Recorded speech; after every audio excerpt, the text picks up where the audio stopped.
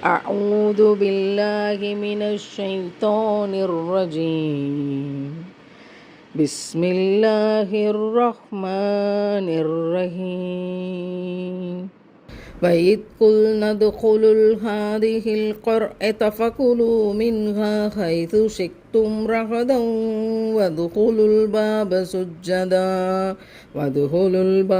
سجدا وقولوا حطة نغفر لكم خطاياكم وسنزيد المحسنين.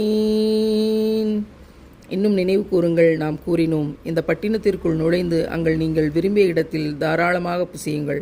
அதன் வாயிலில் நுழையும் போது பணிவுடன் தலைவணங்கி ஹித்ததுன், எங்கள் பாவச்சுமைகள் நீங்கட்டும் என்று கூறுங்கள். நாம் உங்களுக்காக உங்கள் குற்றங்களை மன்னிப்போம், மேலும் நன்மை செய்வோருக்கு அதிகமாக கொடுப்போம். இஸ்ரவேலர்கள் எகிப்து நாட்டிலிருந்து இறைத்தூதர் மூசா அலைஹிஸ்ஸலாம் அவங்களோட ஜெருசலேம் நோக்கி வந்தாங்க. அப்போது அங்கே இறை மறுப்பாளர்கள் கூட்டத்தோட அறப்போர் புரிய அல்லாஹ் கட்டளையிட்டான். ஆனால் இந்த இஸ்ரவேலர்கள் மறுத்து பின்வாங்கினாங்க, பலவீனமடைந்து கோழைகளானாங்க. இதற்கு தண்டனையாக அவர்களை அல்லாஹ் பாலைவனத்தில் தூக்கி எறிஞ்சான். தூக்கி எறிஞ்சு 40 வருஷம் கழித்து அங்கேருந்து வெளியேறி பைத்துல் முகத்தஸ் அதை வெற்றி கொள்கிறாங்க. அப்படி வெற்றி கொண்ட பிறகு அந்த வாசல் வழியாக அவர்கள் பணிவோடு நுழையுமாறு கட்டளையிடப்பட்டார்கள். அடுத்து மன்னிப்பாயாக என்று கூறுங்கள் என்று அல்லாஹ் சொல்கிறான். ஹித்தத்துன் அப்படிங்கிற வார்த்தை பாவ மன்னிப்பு பெறுங்கள் அப்படிங்கிற விஷயத்தை அல்லாஹ் எடுத்து சொல்கிறான் அப்படின்னு இந்த வசனம் பேசுகிறது. நமக்கு நிறைய ஹராமான விஷயங்களை கண்ணு முன்னாடி பார்ப்போம், மனசு ஏற்கவே செய்யாது. அல்லாஹ் ரசூலுக்கு இப்படி மாறு செய்கிறாங்களே, என்ன செய்கிறது?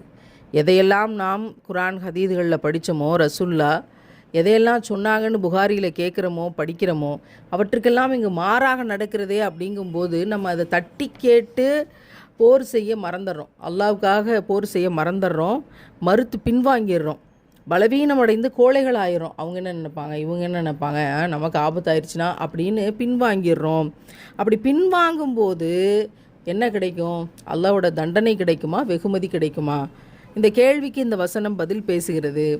நம்ம கண் முன்னாடி நம்ம அல்லாஹ் ரசூலுக்கு மாறு செய்யக்கூடிய விஷயங்கள் நடக்கும்போது வெறுத்து ஒதுக்கி கொள்வது கடைசி, ஈமானில் கடைசி. ஆனால் சொல்லால் செயலால் அதை தடுப்பதற்கு முயற்சி செய்யணும் அப்படிங்கிற விஷயத்தை இங்கே இன்னும் கூடுதலான வலிமையான விஷயமாக நான் பார்க்குறேன். அப்படி ஒப்பிட்டு பார்க்குறேன். நமக்கு வெற்றி கிடைக்கும்போது மனுஷன் அல்லாஹ் மறந்துடுவான். துன்பம் வரும்போது, கஷ்டம் வரும்போது, கவலைப்படும் போது, கண்ணீரில் பெருகி கிடக்கும்போது தான் அல்லாவோட ஞாபகம் வரும், கையேந்தி நிற்பான். ஆனால் வெற்றி வருகிற போது பணிவு கொள்ளுங்கள், அந்த இடத்துல அதிகமாக பாவ மன்னிப்பு பெறுங்கள் அப்படிங்கிறதுக்கான அழகிய அத்தாட்சியாக நிற்கக்கூடிய இந்த உபதேசம், இந்த வசனம்.